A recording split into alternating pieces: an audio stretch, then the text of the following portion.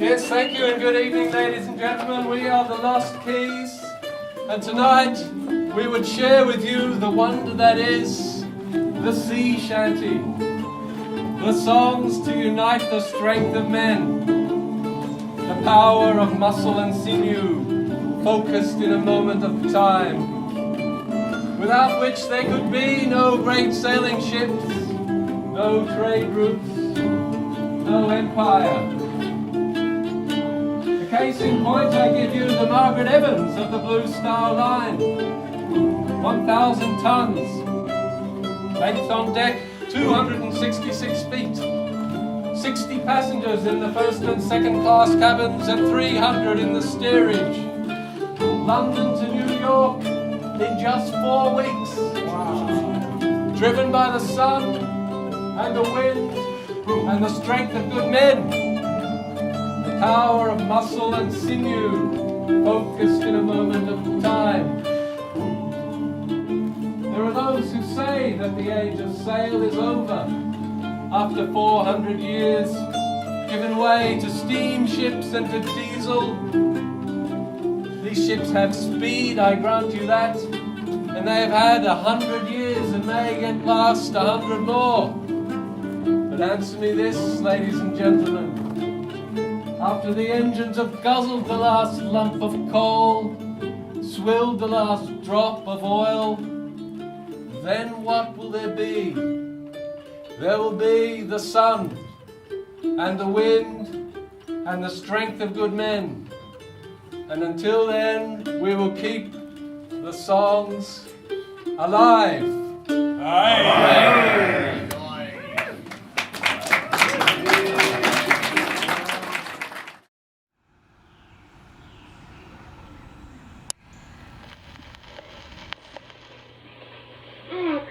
Captain Brown, stop working and send me one of those shanties you told me about. Harky, Billy. It's shanties, not shanties. No seaman can sing a shanty when he's not at work. Shanties were work songs. There were halyard shanties that were used for hauling on the ropes, and windlass shanties that were used for getting up the anchor and such like jobs. My name is David Niebuhr, and I've had a very diverse and elaborate and crazy career in life. I grew up without fingers, and my earliest memory is my mom and dad telling me that I could do anything I want, and I used to tease my mom that I've been doing whatever I wanted ever since. So I have a PhD in marine biology.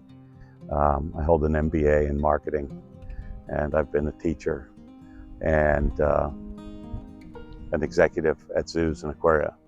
And but through that, part of it has been serving on the board of Tall Ships America, which is a group that brings a lot of these boats together, and those boats bring a lot of people who know how to sing sea shanties and share sea shanties.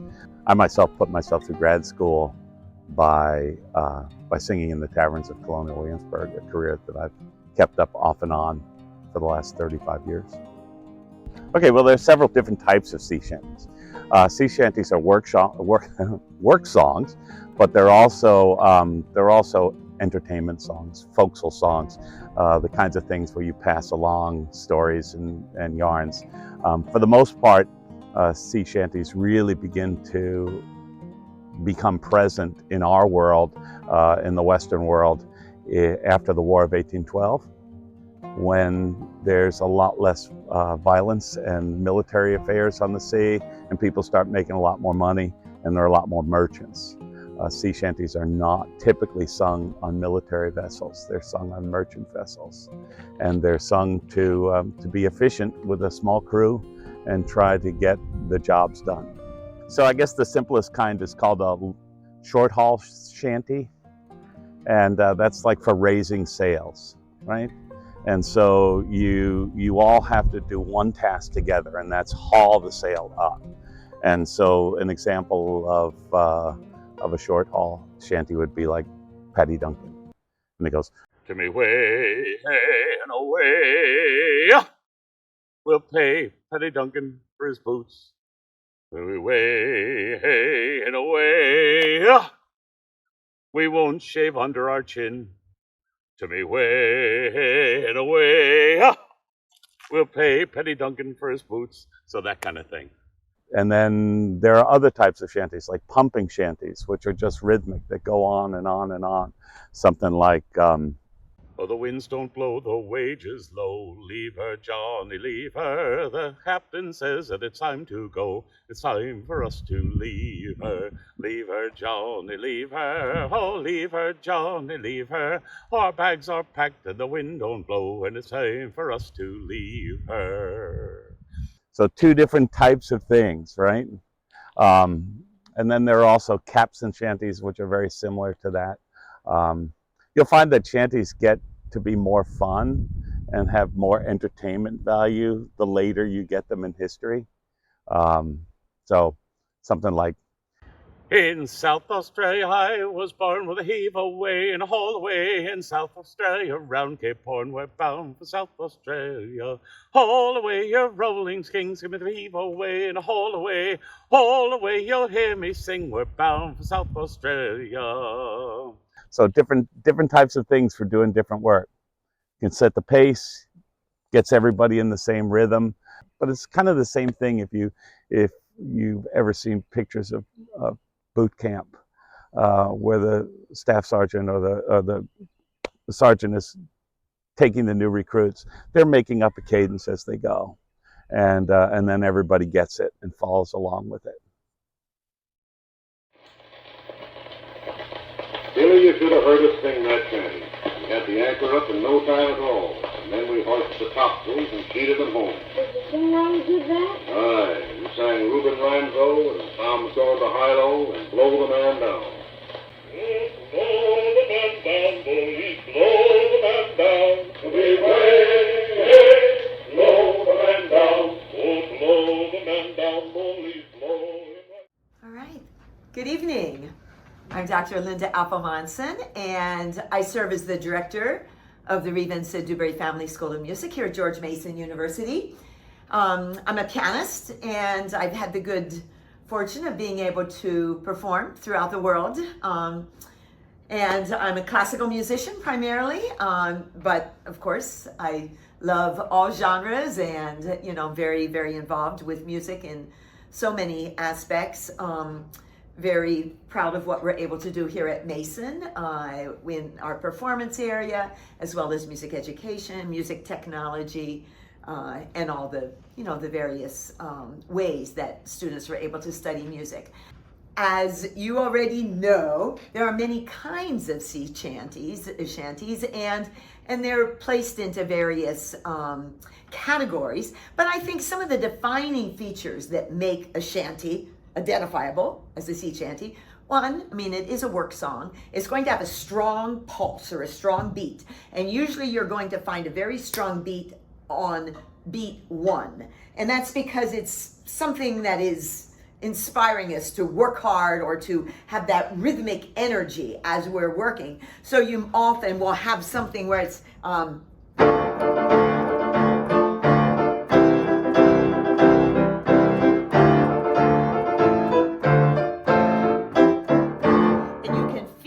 beat one, 1, 2, 3, 4, 1, 2. That's what I mean by that strong pulse. Other features that really make a sea shanty identifiable is the type of harmony that it's based on.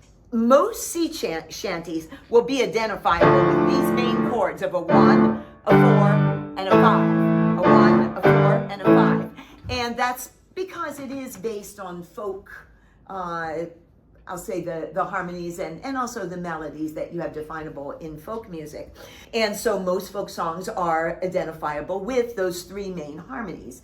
You will also find that there's certain kinds of scales or certain kinds of, we call them modes, that are used a lot in sea shanties. You will sometimes have within a major key, sometimes within a minor key, but often one of the most typical is what we call a Dorian mode. So that's this example that I chose to demonstrate the Drunken Sailor is this Dorian mode. Dorian mode is referring, and you can see here with my fingers, it's white notes from D up to D.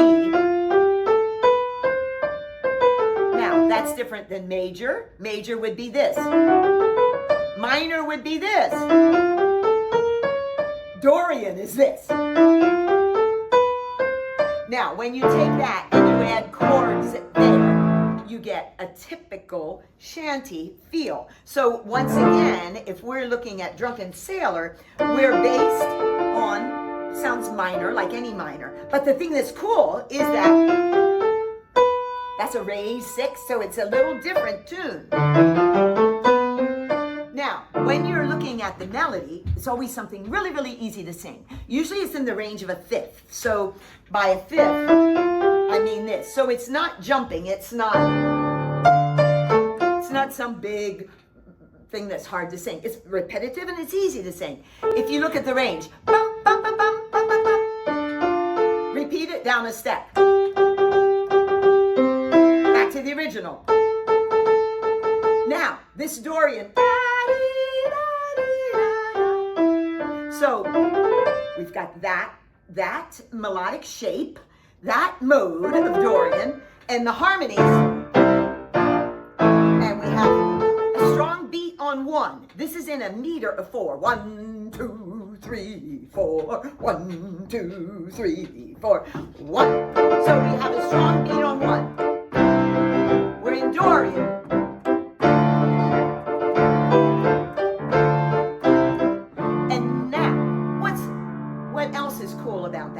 Well, it's ways to go above and beyond what the individual is doing, and we start to do this corporately. We're singing these sea shanties together. We're working together to make something happen and to put our minds into a sense of, we can do it.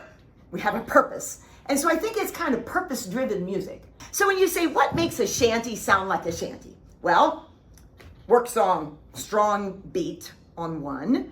Usually you have a meter of 4/4, or you might have a meter of 12/8, which is 1 and a 2 and a 3 and a 4. It's still in 4. What you don't have is a waltz-like tune or meter. You're not going to have 1, 2, 3. No. But you might have 12/8 or standard 4/4, the most common. Melodically, a small range, so that's very singable. Lyrics that are easy, and they're often kind of nonsense. It's not like some ballad where it's telling a big long story and you have, a beginning, a middle, big drama, and then an end. No, because if you have a ballad, you have to have a set amount of time to be able to get through that song for your listener. The thing is with the sea shanty, workers, they didn't know how long they're going to be on however long that piece is going, that's however long it goes. And you just kind of make it because the work may change. Now we have a different thing we have to do. Okay, that's the end of the song. So it's not like it's filled with some deep meaning in terms of the lyrics.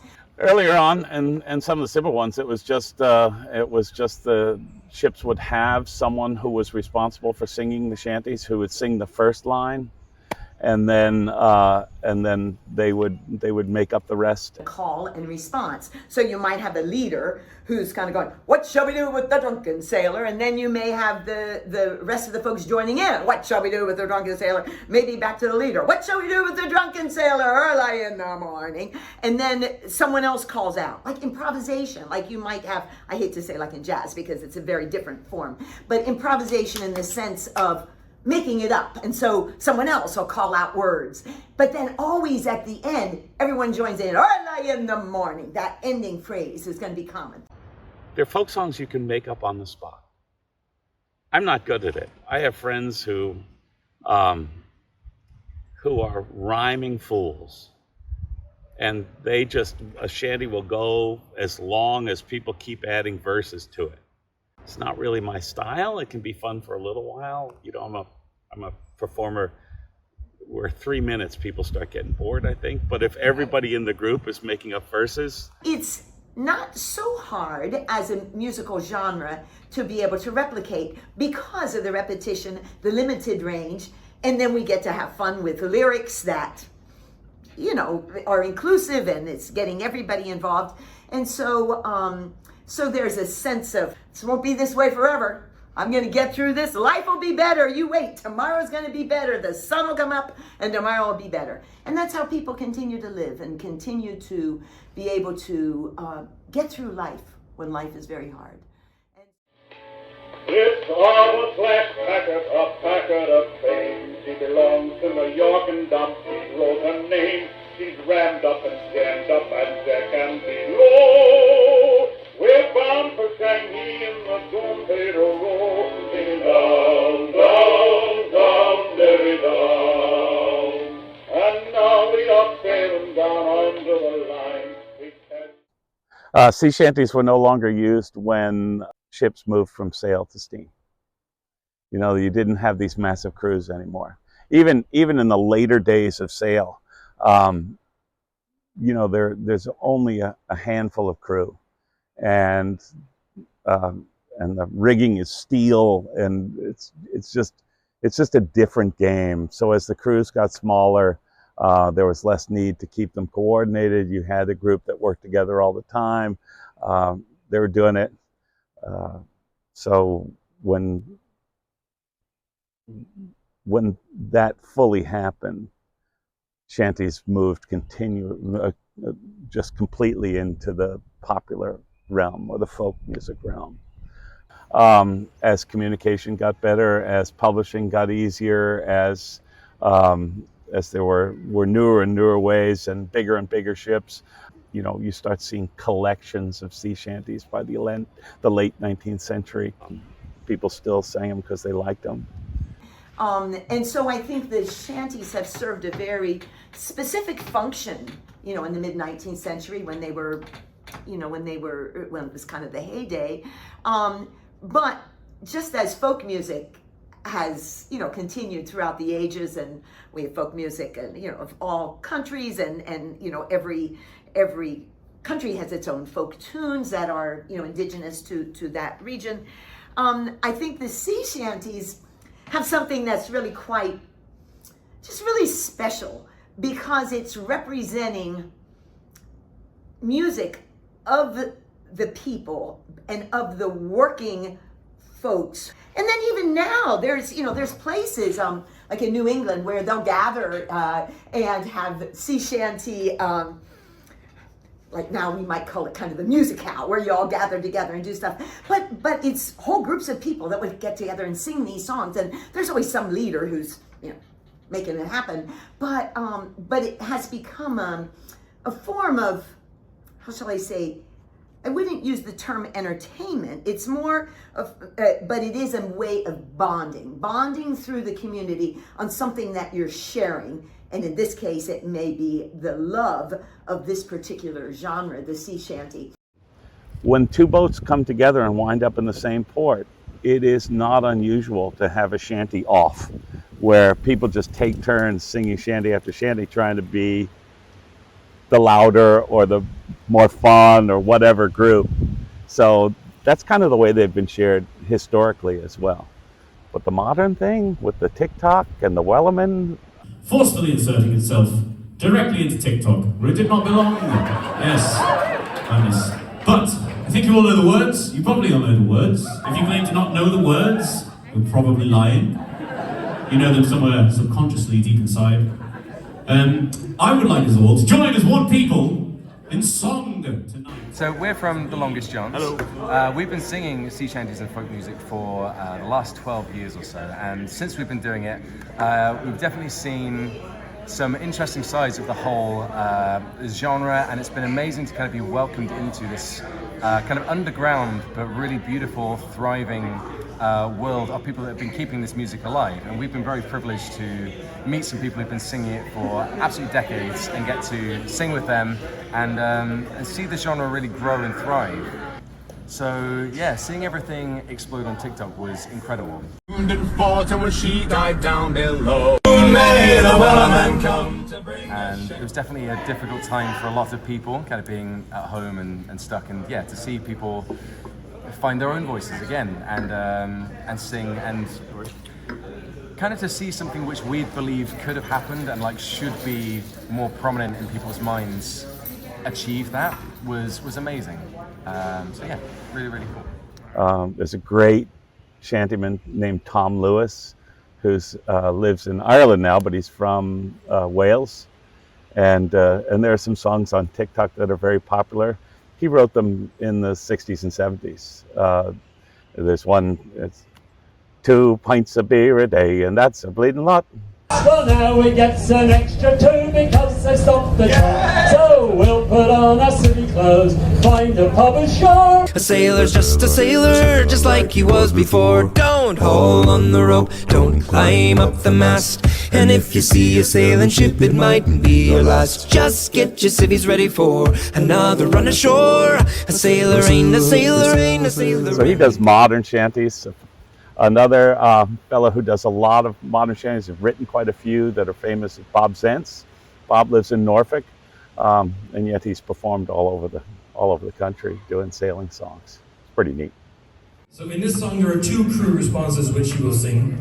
That wasn't a question. And the first one is "Way for Rio." Ready?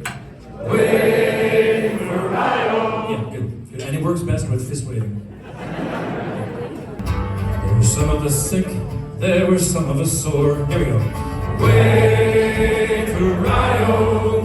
We'd drunk all our drink, we were looking for more, and we're bound for the Rio Grande. So I've been playing in Irish pubs and other pubs in and around Montreal and area for the last 30 years. And I always noticed that the songs that had a part for the audience to sing back ended up being the more successful songs, and you'd save them for key moments in your set when you needed them. And then, of course, sea shanties is a whole genre of music based solely around getting people to holler back at you. So when I keyed into that, I started learning more and more. And then I got hired by Ubisoft to sing for the Assassin's Creed series. So I really had to take a deep dive into a whole bunch of shanties. I don't know how many we sang for that, but lots. And then, of course, with my Shanty of the Week series, I had to do my own research a lot more about everything around the shanties. I try to look at a bunch of different transcriptions and recordings and sort of take the elements from each one that I like. And sometimes I have to fill in the blanks if there's something that I think is missing, and I'll actually sort of make up bits myself. So it's both a research project and a creation project to come up with the versions I sing. Now, some of the versions I sing are identical to what I heard from somebody else, but some of them are really like a new thing that I put together. And I don't think I'm unique in that. I think that's the process that's been going on for hundreds of years, that everyone has been making up their own versions as they go. And I think that everyone should be able to make up whatever versions they want. So it's been a process over the last 30 years of getting more and more into it, which leads me to being here and singing with you guys and whoever else will sing along with me. For home. There was a homeward bound shanty we'd always sing when we started the return voyage. It was called Goodbye, Fare You Well, and we sang it that day as we said goodbye to sang out. Fare you well, we're homeward bound. Goodbye, fare you well. Goodbye, fare you well. We're homeward bound for New York town. Hurrah, my boys, we're homeward bound. What do you think has caused the recent boom in sea shanties? They're classic. You know, they're classic and they're fun. You know, I go to these tall ships events, and there are all these young people. The tall ships business, these they're all young, right? Or really old, but the really old ones don't climb up a mast anymore. But these kids are loving the sea shanties, and they outdo one another with trying to sing them when they get together.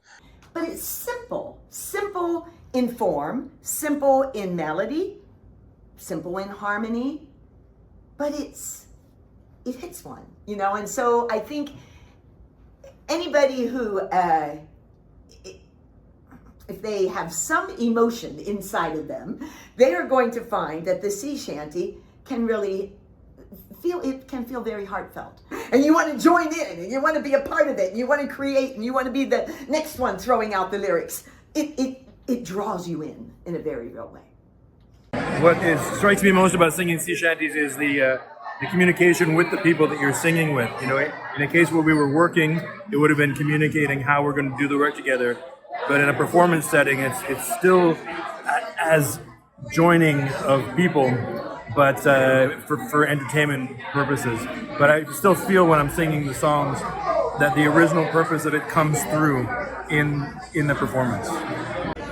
We don't want it to just kind of be some niche thing that just gets put in a box in a museum somewhere and people come and look at it and think, oh, isn't that nice? But actually it's something special that's still alive today and growing and thriving, and more people being introduced to it and it taking on its own life and being carried forwards into new generations.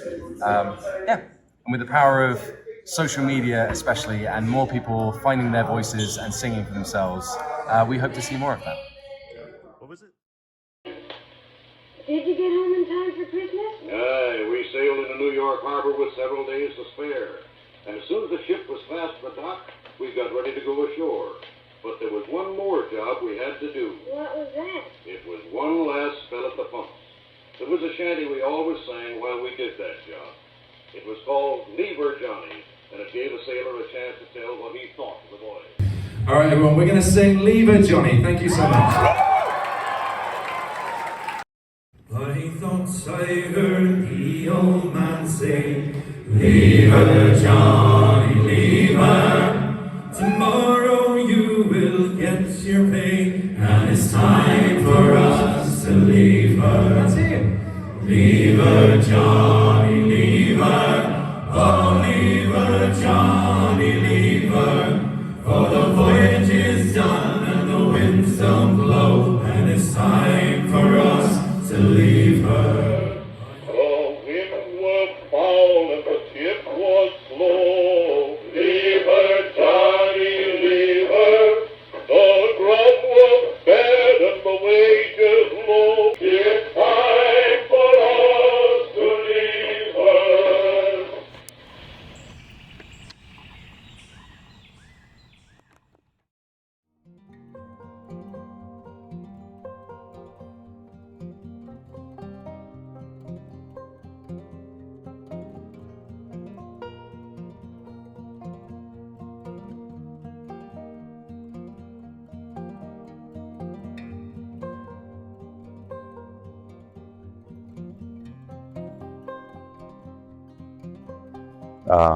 I will let you know that I had the opportunity to be on the U.S. Coast Guard bark Eagle, and we were there for a meeting, and the captain came up and he said, okay, it's time for up and overs.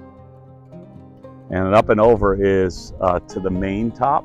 So outboard in the rigging, all the way up the rigging to the main top, which is 80 feet above the deck and 95 feet above the water.